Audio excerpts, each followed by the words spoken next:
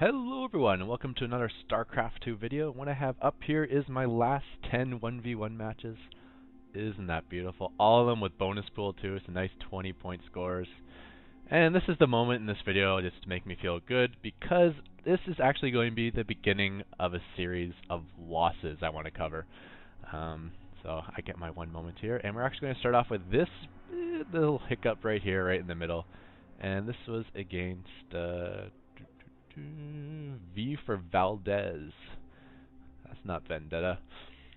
And yeah, we're going to start with this match because I know this is actually a match where I just got outplayed more or less, so it's a good match to look at. Like, a lot of my losses are just like stupidity mistakes. I will cover those as well because I mean, I guess it's somewhat useful to know what not to do. But yeah, we're just going to jump right into this replay here. Okay, interesting. I wonder if relaunching this. Alright, so yeah, I guess I had to launch a previous version of Starcraft, which kind of messed up my recording, so hopefully I can piece this together. Hope that didn't cut off too poorly. Yeah, I guess doing replays now, it's going to be a little difficult since the patch 1.1 change. Interesting patch. Nerfed a bunch of things for Terran. Nothing that really I use, but it'll still hurt me in that my opponents won't have to worry about me doing like a Reaper Rush versus them or something along those lines. So even though it's things I don't actually use in my Terran repertoire, it just hurts me in that I still like my opponents to fear those things even though I don't do them.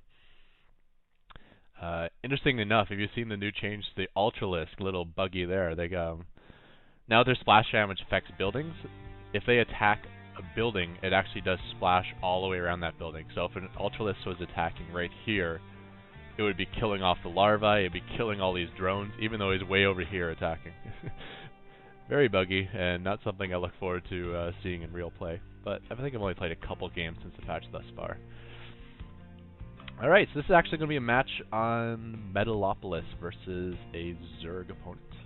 V for Valdez. I'm spawning in the cross position. I'm in the 12 o'clock, and my opponent is in the 6 o'clock position.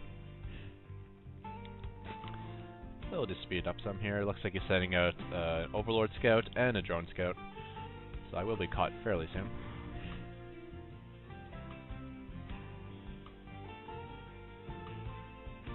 Notice I do send out my SCV like that. That's just to catch an Overlord if an Overlord were coming in from the 3 o'clock position, because it's actually possible for an Overlord to scout your base and leave without ever going within your sight.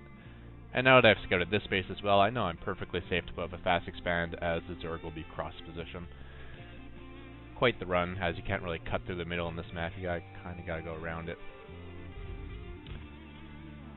And works out to be very good timing for planting this CC as well. Scout gets back just in time. Also sending SCV on that drone immediately, as I do not want this command center getting harassed.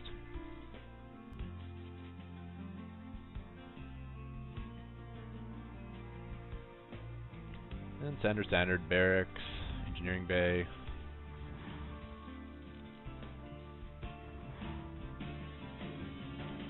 And I think I'm more or less sending up this guy to scout. I think he's clicked down here somewhere. This is going to be my initial scout of the Zerg base. And something to pay attention to here this game. I guess I'll slow it down now. Oh, frame rate.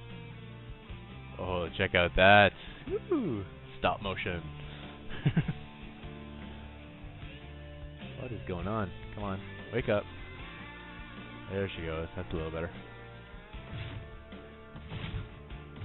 There's a good end, and I see a hatchery and a spawning pool. One thing you will notice, there is not a single offensive unit from Zerg on this map, or on this, I don't even know what I'm trying to say. There's no offensive units made from Zerg yet, so he just got his queen and a ton of drones. And this is what I fear most when I fast expand. So far it's only been theory, but now I'm like, the problem with my fast expand build is you cannot out economy Zerg. So if he responds by going economic himself, I'm in a lot of trouble. You can see the production tab, he's just pumping more drones. Not a single Zergling on the map.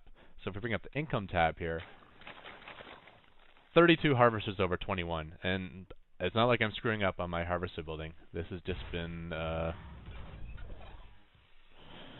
it's just an example of how Zerg economy is so much better than Terran's. Terran actually has the worst in the game because there's no way to pump out SCVs fast. There's no chrono boost and there's no queens.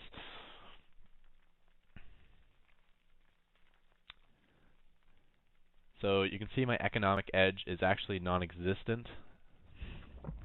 Sometimes it ends up being even if my opponent responds very quickly, but I'm actually behind economically. However, Terran does have the more powerful army, so hopefully later in the game I can do some damage to help sway this economic edge that Zerg has going for him. Still 10 harvesters ahead of me, even though I'm pumping non-stop from these 2 orbitals. And Zerg throwing down his 3rd base now.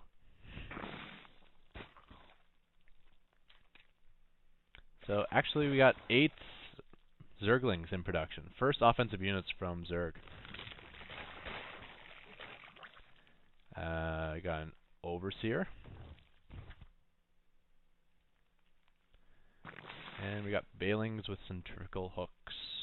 I actually don't know what that upgrade is. I know there's probably like a speed upgrade for Banelings, right? I don't really know. And he actually is morphed them just outside of my view. If we switch to my view here, I can't actually see these units. And kind of has an opening to come in my rear door here. Now, Fortress does do well versus Banelings. It can pop them pretty quick, as you can see. So I still got 1 off. I don't know if I lost any units there.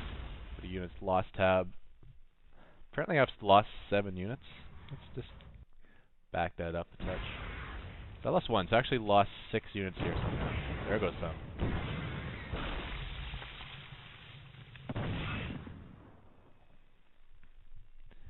Okay, so kind of hurt me a bit. Knocked me back to 38 harvesters over 46, but not the worst damage in the world.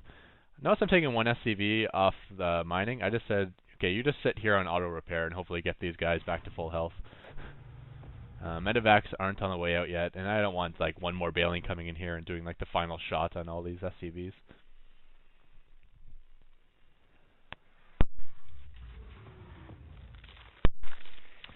But this is something I've never actually faced before, and I hadn't given it a lot of thoughts or really given it a lot of respect. Notice these guys go do the exact same thing again. He actually is in my view if I were paying attention. But again, just since the first one didn't seem to do a whole lot of damage, I wasn't so worried about it.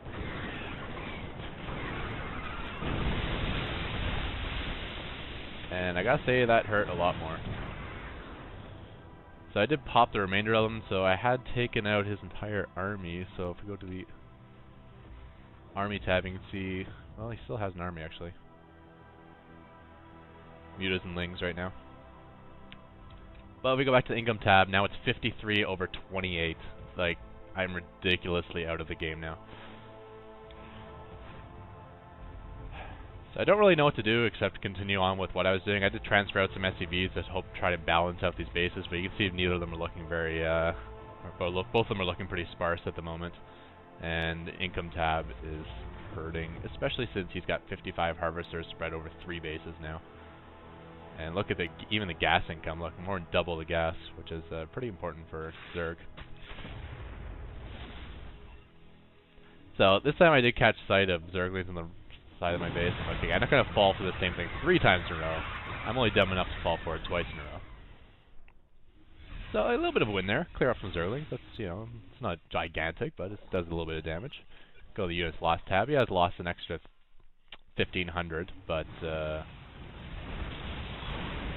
that useful. He gets some mutas in my back. Just kind of pause it there for a second because I just want to click on these guys. See what they want. Alright, not too bad. He only killed a couple SCVs, so not the worst damage in the world. Although he did lose a Mutalist. Maybe that Mutalist had a couple more kills on itself. And 4th base going down for Zerg now. Going back to the income tab, I'm only at 33 harvesters still, and I've even stopped my production. That's not good.